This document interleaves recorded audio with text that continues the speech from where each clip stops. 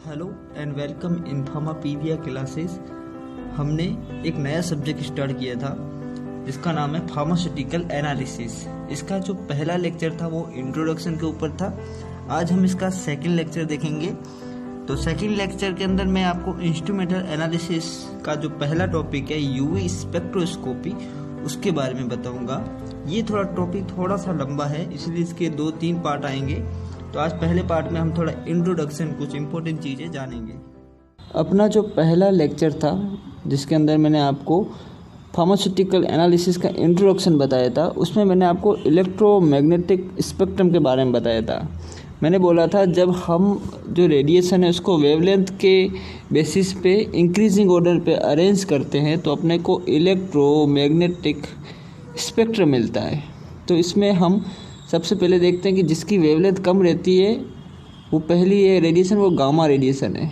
उसके बाद एक्सरे आएगी, फिर उसके बाद यूवी आएगी, फिर विजिबल से ज़्यादा वेवलेंथ रहती है किसकी, आपकी आईआर की। आईआर से ज़्यादा वेवलेंथ आपकी रहती है माइक्रो, लास्ट में रेडियो। इस तरह से हमने क्लासिफिकेशन किया था।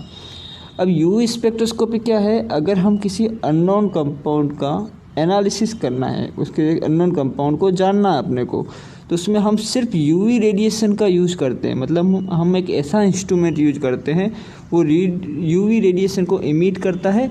इस यूवी रेडिएशन की वजह से हमें इस कंपाउंड के बारे में कुछ इन्फॉर्मेशन मिल जाती है।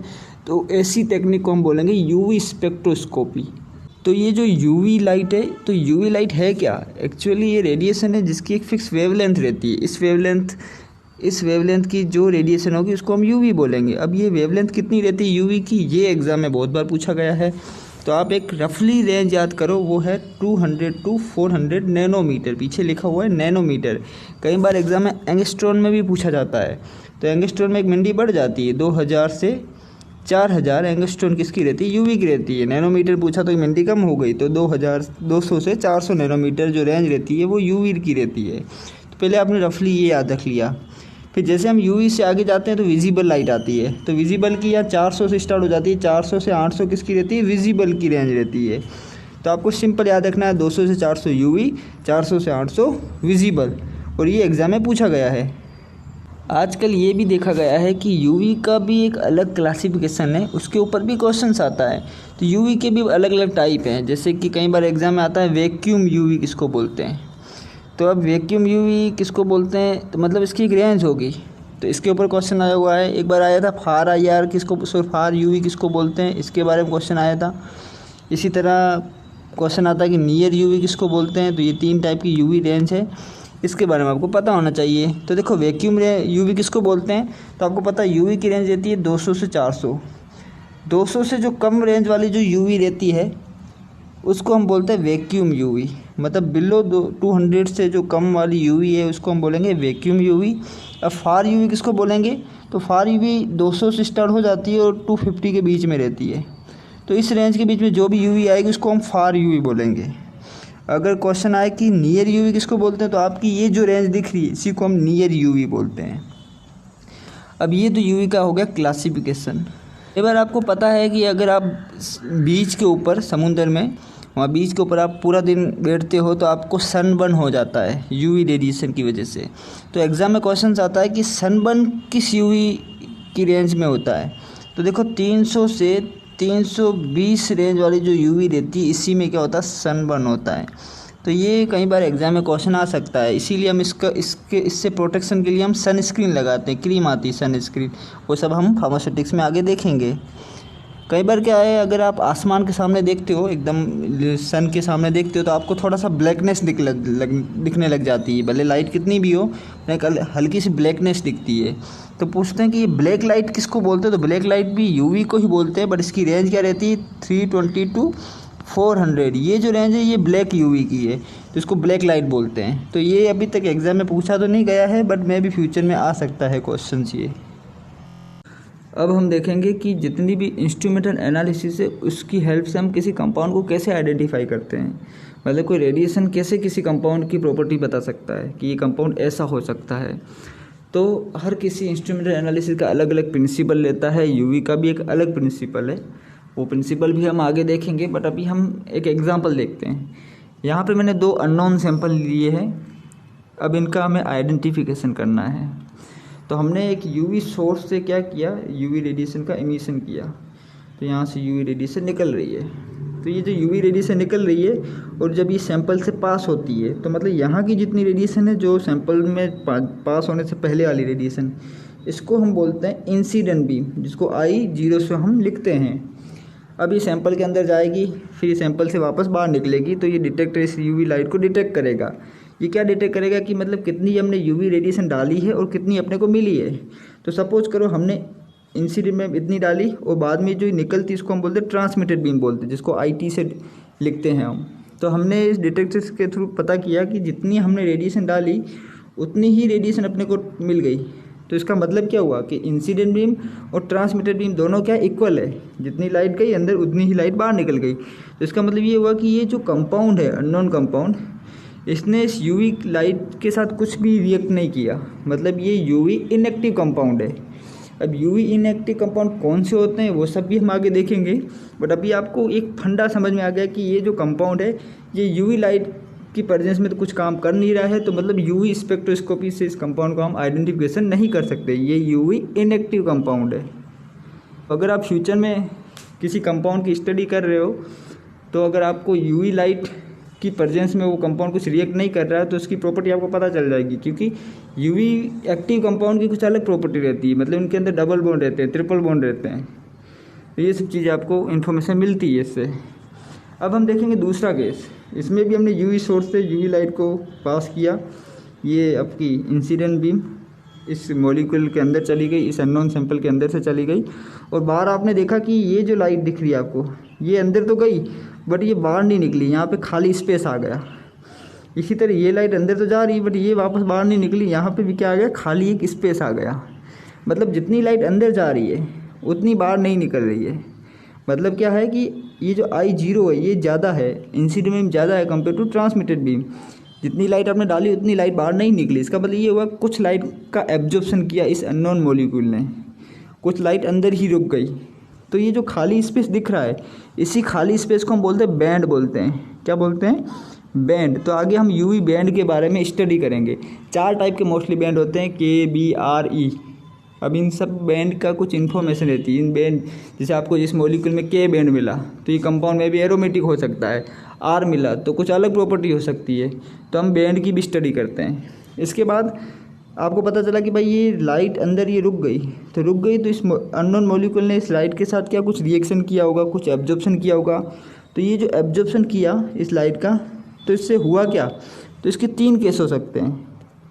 तो ये आपका अननोन मॉलिक्यूल है M, इसने यूवी लाइट का एब्जॉर्प्शन किया। अब ये हो सकता है कि ये यूवी लाइट को एब्जॉर्ब करके कुछ देर बाद ये हीट प्रोड्यूस कर सकता है। तो पहला केस तो ये हो गया कि इसने हीट प्रोड्यूस की। दूसरा केस ये हो गया कि इसने यूवी लाइट का यूज़ किया और ख़ुद एक अलग स्टेट में ही ट्रांसमिट हो गया, मतलब एक नया मॉलिक्यूल ही बन गया यूवी लाइट एब्जॉर्ब करने के बाद। तीसरा केस ये हो सकता है कि इसने यूवी लाइट को एब्जॉर्ब किया, इसके जो वैलेंसी सेल के इलेक्ट्रॉन हैं वो अपने ऑर्बिट को छोड़ के आगे वाले ऑर्बिट में एक्साइटेड हो गए। एक्साइटेड स्टेट में इसके इलेक्ट्रॉन चले गए, जो हमने इसको I* से डिनोट किया है। इसके आगे एंटी ऑर्बिट में चले गए ये सारे इलेक्ट्रॉन, और कुछ देर बाद विदिन कुछ सेकंड बाद इसने फिर से वो एनर्जी जो इसने कंजप्शन की थी वो एनर्जी वापस ने रिलीज़ की एक वेवलेंथ के फॉर्म में, और फाइनली ये वापस अपने ग्राउंड स्टेट में सारे इलेक्ट्रॉन आ गए। जैसा पहले मॉलिक्यूल था वैसे मॉलिक्यूल बन गया।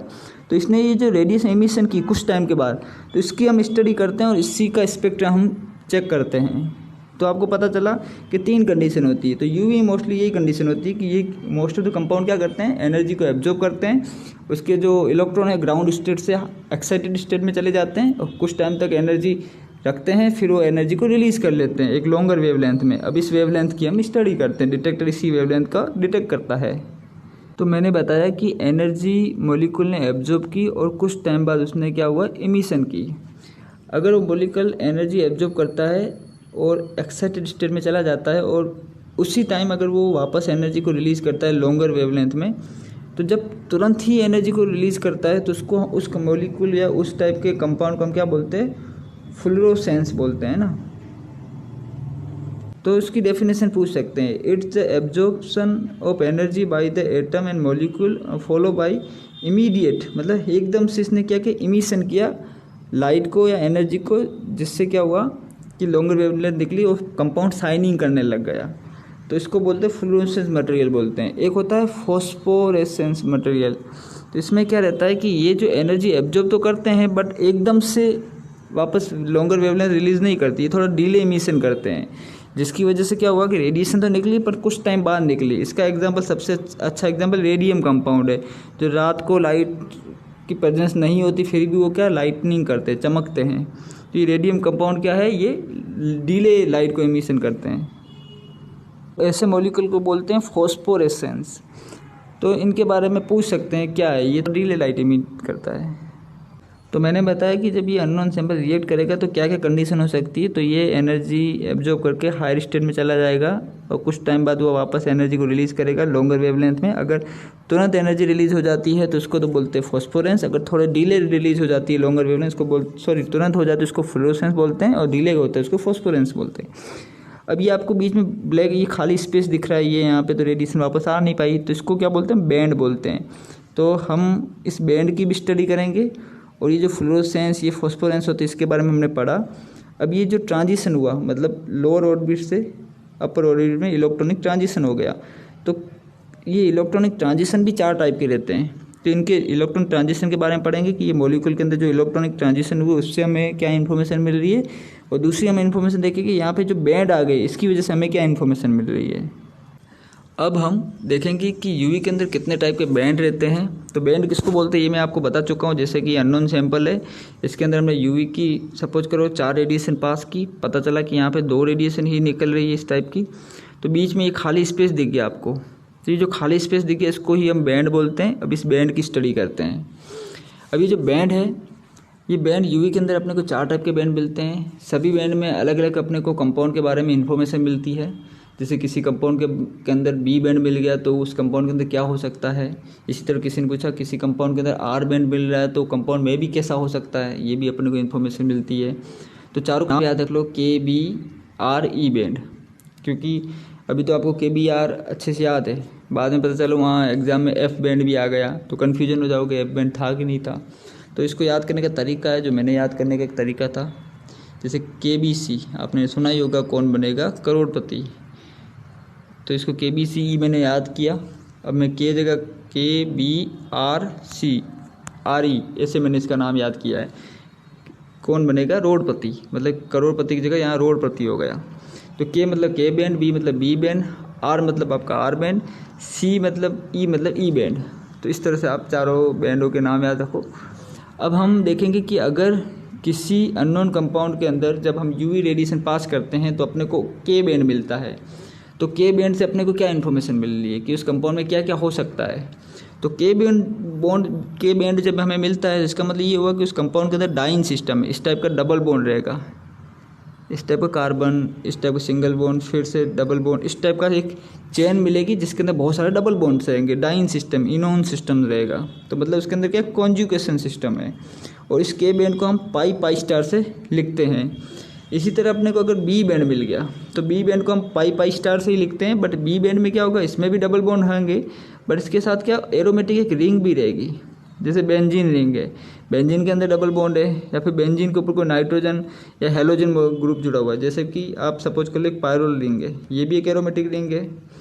तो पायरोल के अंदर हेट्रो एटम भी है, एरोमेटिक भी है। तो देखो हेट्रो एटम और एरोमेटिक रिंग उसके अंदर भी बी बैंड दिखता है। सिंपल बेंजीन रिंग के अंदर भी बी बैंड दिखता है। एरोमेटिक कोई भी रिंग होगी तो बी बैंड है। सिंपल सा क्वेश्चन आ जाए एग्जाम में कि बी बैंड शो हो रहा है यूवी के अंदर तो वो मॉलिक्यूल के क्या क्या कैरेक्टरिस्टिक हो सकते हैं। तो सिंपल से नीचे ऑप्शन में लिखा होगा वो कंपाउंड एरोमेटिक हो सकता है, तो मतलब वो एरोमेटिक कंपाउंड है। क्वेश्चन आया कि के बैंड मिल रहा है किसी के अंदर तो कंपाउंड कैसा होगा, तो कॉन्जुगेशन सिस्टम होगा, लीनियर सिस्टम होगा जिसके अंदर चेन वाला सिस्टम होगा, एरोमेटिसिटी नहीं होगी उसके अंदर।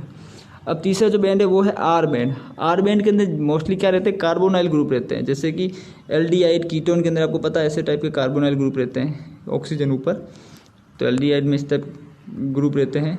तो ये एल्डिहाइड होगा, मे भी कीटोन होगा। तो इसके अंदर कौन से बैंड मिलते हैं, आर बैंड मिलते हैं। लोन पेयर भी इसके ऊपर रहते हैं।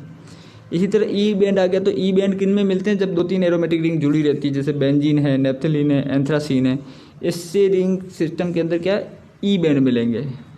जिसमें लिखा हुआ transition of benzoid system to ethenylic system. तो ये ई बैंड के बारे में इतना नहीं पूछेंगे, पर आपको KBr बैंड के बारे में पता होना चाहिए। आर बैंड मतलब कार्बोनाइल, एल्डिहाइड, कीटोन, ये सब। बी बैंड मतलब एरोमेटिक, हेट्रो एरोमेटिक। के बैंड मतलब कॉन्जुगेशन सिस्टम। अब मैं क्वेश्चन पूछता हूँ कि सबसे ज़्यादा एनर्जी किस बैंड में कंज्यूम होती है, तो वो होती है आपकी सबसे ज़्यादा जो एनर्जी है वो आपकी के बैंड में होती है। और सबसे कम एनर्जी किस में होती है, तो वो होती है आर बैंड के अंदर, जो कार्बोनाइल वाला बैंड है उसके अंदर। आर बैंड को कैसे लिखते हैं, तो N पाई स्टार से लिखते हैं, तो आप यहाँ पे देख सकते हो। अब हम यूवी में इलेक्ट्रॉनिक ट्रांजिशन के बारे में पढ़ेंगे। तो मैंने आपको बताया अननोन कंपाउंड के अंदर जब हम यूवी लाइट पास करते हैं इससे, तो यहाँ पे जो खाली स्पेस मिला दो रेडिएशन निकले, तो यहाँ तो अपने को बैंड की स्टडी मिल गई, हमने डिफरेंट टाइप के बैंड के बारे में पढ़ा। बट ये जो एनर्जी इसके अंदर गई, जिसने एब्जॉर्ब किया, इस मॉलिक्यूल ने एब्जॉर्प्शन हुआ इस मॉलिक्यूल ने एनर्जी का, तो इस मॉलिक्यूल के अंदर बहुत सारे एटम्स थे। इस एटम ने एनर्जी को एब्जॉर्ब करके अपने हायर स्टेट में चले गए। तो हायर स्टेट में चले गए, इसका मतलब क्या हुआ, ट्रांजिशन हुआ, इलेक्ट्रॉनिक ट्रांजिशन हुआ। तो 4 टाइप के हम इलेक्ट्रॉनिक ट्रांजिशन पढ़ते हैं यूवी के अंदर, चारों के बारे में ही अपने को अलग अलग इन्फॉर्मेशन मिलती है। तो कौन कौन से ट्रांजिशन होते हैं वो हम देखेंगे। तो 4 टाइप के ट्रांजिशन के नाम पहले याद रख लो। सिग्मा, सिग्मा स्टार पहला ट्रांजिशन। दूसरा ट्रांजिशन रहता है एन सिग्मा स्टार। तीसरा जो ट्रांजिशन रहता है वो पाई स्टार रहता है। चौथा जो ट्रांजिशन रहता है वो एन पाई स्टार रहता है, इस टाइप का। तो ये 4 ट्रांजिशन है, चारों के बारे में एग्जाम में बहुत पूछता है कि भाई कौन से ट्रांजिशन में क्या होता है। तो पहला जो ट्रांजिशन मिला, अगर आपके मॉलिक्यूल ने एनर्जी एब्जॉर्ब की, फिर आपको पता चला कि इसके अंदर सिग्मा सिग्मा ट्रांजिशन है, आपने स्पेक्ट्रा की स्टडी की, आपको वहाँ से पता चला कि सिग्मा सिग्मा ट्रांजिशन है। तो जब ये सिग्मा सिग्मा ट्रांजिशन आ गया, तो आपका मॉलिक्यूल के क्या कैरेक्टरिस्टिक हो सकते हैं। तो देखो, सिग्मा सिग्मा ट्रांजिशन उन मॉलिक्यूल में होता है जिसके अंदर क्या सैचुरेशन सिस्टम रहता है, मतलब सिंगल बॉन्ड रहता है। सैचुरेशन किसको बोलते हैं, अगर किसी मॉलिक्यूल के अंदर इस टाइप के सिंगल बॉन्ड है, कोई डबल बॉन्ड नहीं है, उसके अंदर सिग्मा सिग्मा ट्रांजिशन आएगा। जैसे कि एग्जांपल मीथेन है, प्रोपेन है, तो उसके अंदर कौन सा आएगा, सिग्मा। इसी सिंगल बॉन्ड को ही हम सिग्मा बॉन्ड बोलते हैं। और इसमें एनर्जी सबसे ज़्यादा एब्जॉर्ब होती है, मतलब सिग्मा सिग्मा ट्रांजिशन हुआ तो मतलब आपकी यूवी रेडिएशन का ज़्यादा एब्जॉर्प्शन हुआ। इसी तरह दूसरा जो ट्रांजिशन होता है वो होता है एन सिग्मा। एन हमेशा क्या बताता है, एन मतलब लॉन पेयर। तो जो भी मॉलिक्यूल होगा जिनके अंदर ये ट्रांजिशन हो, उनके अंदर लॉन पेयर रहेंगे, फ्री लॉन पेयर रहेंगे। तो एन सिग्मा ट्रांजिशन मतलब ये ऐसे कंपाउंड में होता है जिनके अंदर सेचुरेशन सिस्टम रहता है, मतलब सिंगल बॉन्ड वाला सिस्टम भी रहता है, प्लस उनके साथ हेलोजन एटम या फिर कोई लॉन पेयर वाले एटम जुड़े रहते हैं। जैसे ये OH ग्रुप जुड़ा हुआ है, मतलब ये लॉन पेयर वाला ग्रुप है। या फिर ऐसा होगा कि कार्बन है जिसके अंदर क्लोरीन जुड़ा हुआ है या फिर ब्रोमीन जुड़ा हुआ है, तो ये हेलोजन एटम जुड़े हुए हैं, मतलब एल्किली हैलाइड वाला सिस्टम। तो एक तो सिंगल बॉन्ड प्लस उसके ऊपर लॉन पेयर वाला ग्रुप जुड़ा हुआ है, एन का मतलब ही लॉन पेयर रहता है। तो ऐसे मॉलिक्यूल के अंदर एन सिग्मा ट्रांजिशन होता है। तो एग्ज़ाम में क्वेश्चन आया कि एक मॉलिक्यूल है जिसका नाम आप सपोज करो ये मीथेनॉल है, तो इस मीथेनॉल के अंदर कौन सा ट्रांजिशन हो सकता है। तो इस मीथेनॉल के अंदर एन सिग्मा ट्रांजिशन होगा। सिंपल मीथेन पूछा तो मीथेन के अंदर कौन सा ट्रांजिशन होगा, तो सिग्मा सिग्मा स्टार ट्रांजिशन होगा। तो ये आपको पता चल गया, दोनों ही क्या सिस्टम है, सेचुरेशन सिस्टम है। अब हम देखेंगे तीसरा वाला ट्रांजिशन जिसके अंदर पाई पाई ट्रांजिशन हो रहा है। तो पाई मतलब क्या, डबल बॉन्ड ट्रिपल बॉन्ड, इसी को हम पाई बॉन्ड बोलते हैं। तो पाई ट्रांजिशन हुआ, इसका मतलब क्या हुआ कि ये जो मॉलिक्यूल है उसके अंदर डबल बॉन्ड ट्रिपल बॉन्ड बहुत ज़्यादा रहेंगे। तो ये ज़्यादातर अनसेचुरेशन कंपाउंड के अंदर होता है। इसके अंदर एल्कीन्स, एल्काइंस, कार्बोनाइल ग्रुप, इस टाइप का ट्रिपल बॉन्ड वाला मॉलिक्यूल रहेगा। या फिर कोई एग्जाम में क्वेश्चन ही आ गया, सिंपल ये कंपाउंड दे दिया कि बोला इसके अंदर कौन सा ट्रांजिशन होगा, नीचे ऑप्शन में sigma sigma star, n sigma star है या पाई पाई स्टार है, तो आप आंसर में पाई पाई स्टार करोगे। अब हम चौथा जो ट्रांजिशन उसके बारे में पढ़ेंगे वो एन सिग्मा एन पाई ट्रांजिशन। ये जो एन पाई ट्रांजिशन, इसमें सबसे कम एनर्जी लगती है। जैसे सिग्मा सिग्मा में सबसे ज़्यादा एनर्जी लगती थी, तो एन पाई में क्या लगती है, सबसे कम एनर्जी लगती है इस ट्रांजिशन में।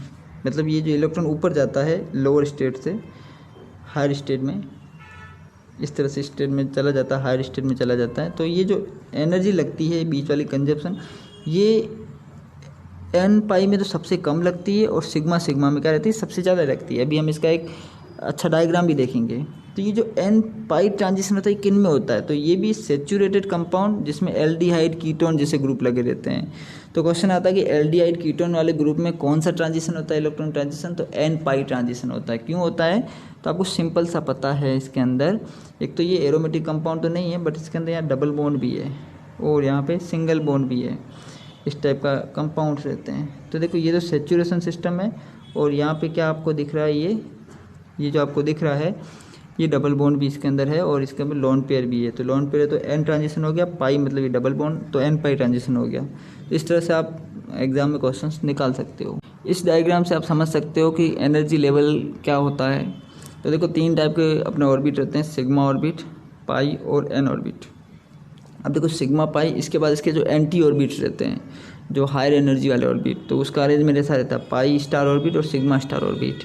तो देखो सिग्मा टू सिग्मा स्टार में सबसे ज़्यादा एनर्जी रखती है, मैंने बताया था आपको। तो यहाँ से इलेक्ट्रॉन को यहाँ पे जाना है तो देखो एनर्जी लेवल भी देखो कितना ज़्यादा एनर्जी लेवल है, इसीलिए मैंने आपको वहाँ पे सिग्मा स्टार जो सेचुरेटेड कंपाउंड मीथेन में रहता है और में सबसे ज़्यादा एनर्जी लगती है। उसके बाद हमने कौन सा पढ़ा था, तो उसके बाद हमने पढ़ा था अपना एन टू सिग्मा स्टार। तो देखो ये एन ऑर्बिट है, यहाँ से सिग्मा स्टार में जाना तो इसमें भी एनर्जी ज़्यादा लग रही है।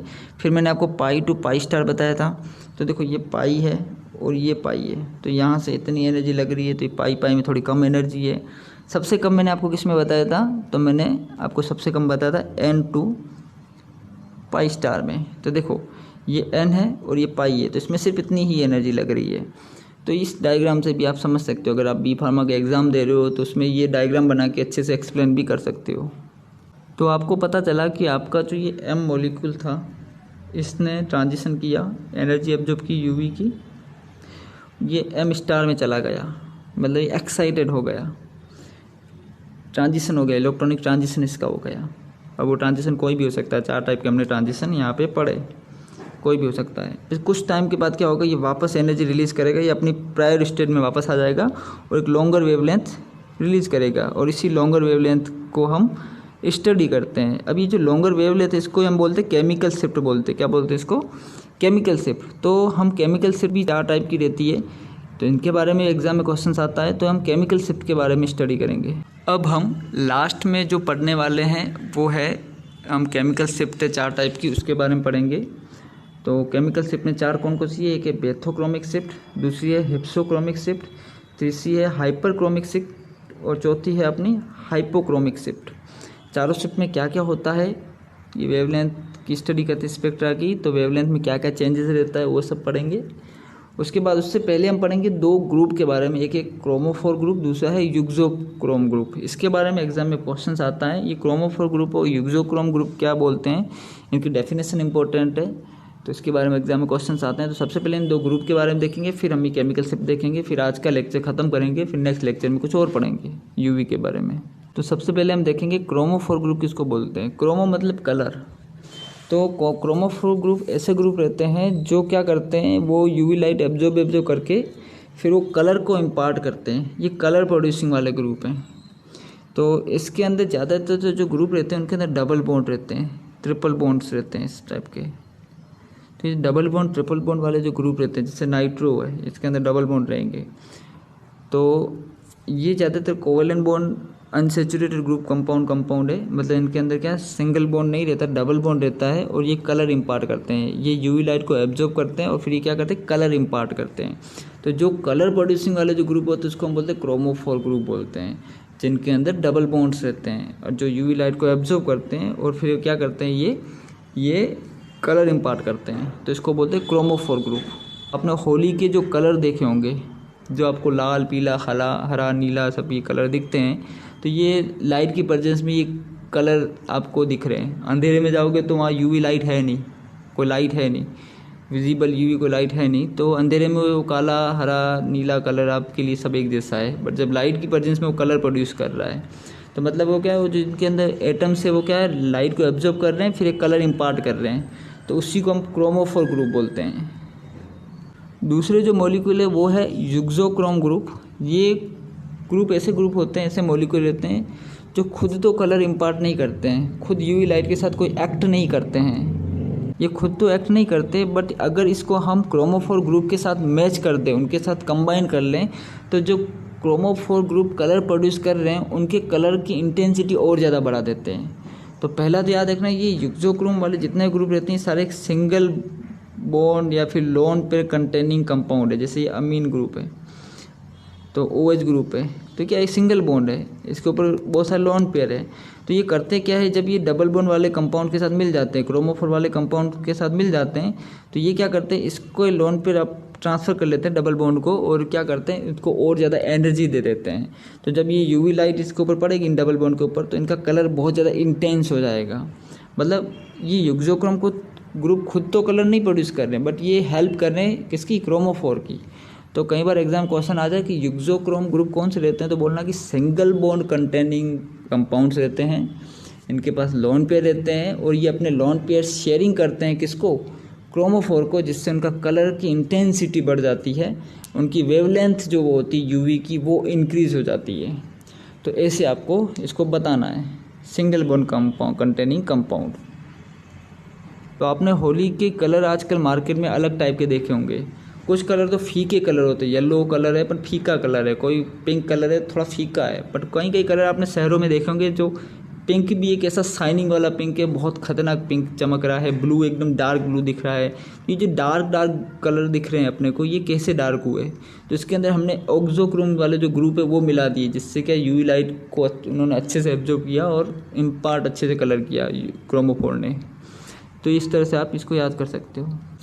अब हम केमिकल शिफ्ट के बारे में पढ़ेंगे। तो 4 टाइप की केमिकल शिफ्ट होती है, एक है बेथोक्रोमिक, दूसरी है हिप्सोक्रोमिक, तीसरी जो केमिकल शिफ्ट है वो है हाइपरक्रोमिक, और चौथी है वो है हाइपोक्रोमिक। चारों के नाम याद रख लो।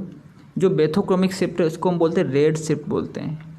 अब होता क्या है कि कोई मॉलिक्यूल ने UV लाइट को एब्जॉर्ब किया, एनर्जी को एब्जॉर्ब किया, फिर एनर्जी को रिलीज़ किया, जिससे अपने को स्पेक्ट्रा मिला, ये इस टाइप का स्पेक्ट्रा मिला। मतलब उसने इस टाइप का यहाँ एब्जॉर्प्शन किया था। यहाँ वेवलेंथ है, इस वेवलेंथ UV की वेवलेंथ को इन्होंने एब्जॉर्ब किया, और ये एब्जॉर्प्शन कितना किया वो भी ये ग्राफ यहाँ पे दिखा रहा है। तो मतलब एक कंपाउंड है, उसने UV लाइट को एब्जॉर्ब किया, यहाँ तक इसका ग्राफ दिखा। अब हुआ क्या, हमने उसके साथ क्या किया, वो क्रोमोफोर ग्रुप था जिसने UV लाइट को एब्जॉर्ब किया, बट हमने उसके साथ युग्जोक्रोम ग्रुप जोड़ दिया।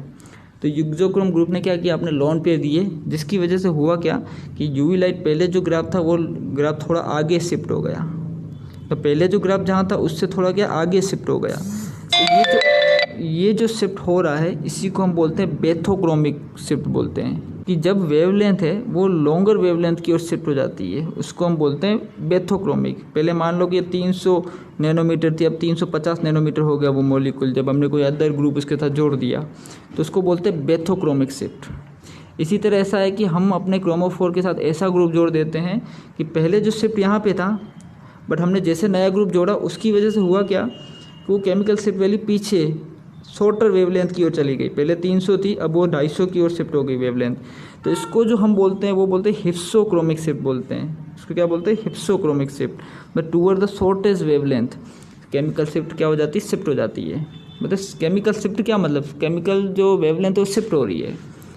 अब इसी तरह अगर हम देखें कि हमने अपने मॉलिक्यूल के साथ ऐसा ग्रुप ज्वाइन कर लिया जिसकी वजह से क्या हुआ, जो एब्जॉर्प्शन था, ये पहले एब्जॉर्प्शन इतना था, अब इसका एब्जॉर्प्शन क्या हुआ और ज़्यादा बढ़ गया इस तरह से। तो इस तरह से जब बढ़ गया तो इसको हम बोलेंगे हाइपरक्रोमिक शिफ्ट। हमने कोई ऐसा मॉलिक्यूल जोड़ दिया क्रोमोफोर के साथ जिसकी वजह से उसका जो इंटेंसिटी इतनी बढ़ गई कि उसका जो एब्जॉर्प्शन है वो ज़्यादा हो गया, इसको बोलते हैं हाइपरक्रोमिक। या फिर हमने कुछ ऐसा मॉलिक्यूल जोड़ दिया जिसकी वजह से उसका जो एब्जॉर्प्शन थोड़ा कम हो गया, पहले से कंपेयर थोड़ा कम हो गया, इसको हम बोलेंगे हाइपोक्रोमिक शिफ्ट। तो 4 टाइप की शिफ्ट है। बेथोक्रोमिक मतलब लॉन्गर वेवलेंथ की ओर जाना, हिप्सो मतलब शॉर्टर वेवलेंथ की तरह जाना, हिप्सो को हम ब्लू शिफ्ट बोलते हैं। इसी तरह हाइपरक्रोमिक मतलब उसकी इंटेंसिटी एब्जॉर्प्शन की बढ़ जाना, हाइपोक्रोमिक मतलब इंटेंसिटी कम हो जाना। तो 4 टाइप की शिफ्ट है, चारों के बारे में एग्जाम में बहुत बार पूछा गया है। तो आज हम केमिकल शिफ्ट के बारे में पढ़ेंगे, इतना ही। नेक्स्ट वीडियो में हम आगे और यूवी की कंटिन्यू करेंगे, यूवी के प्रिंसिपल देखेंगे, बियर्स लॉ, लैम्बर्ट्स लॉ, इनके सारे जितने भी यूवी के इंपॉर्टेंट थिंग वो सारी चीज़ें देखेंगे। तो आज हमने क्या केमिकल शिफ्ट देखा, हमने इलेक्ट्रॉनिक ट्रांजिशन देखा, हमने बैंड के बारे में देखा, हमने यूवी की रेंज के बारे में देखा। ये सब चीज़ें आज के वीडियो में हमने देखा। सब चीज़ें इंपॉर्टेंट है, सारे अच्छे से आप नोट बनाओ, पढ़ो, 2-3 बार पढ़ोगे तो आपको ये चीज़ें बहुत अच्छे से याद हो जाएगी। और एक बार आपको ये सब चीज़ें याद होगी फिर आप कभी भूलोगे भी नहीं। थैंक यू सो मच, आपने मेरा वीडियो देखा। मेरे चैनल को लाइक करो, सब्सक्राइब करो चैनल को। Thank you so much.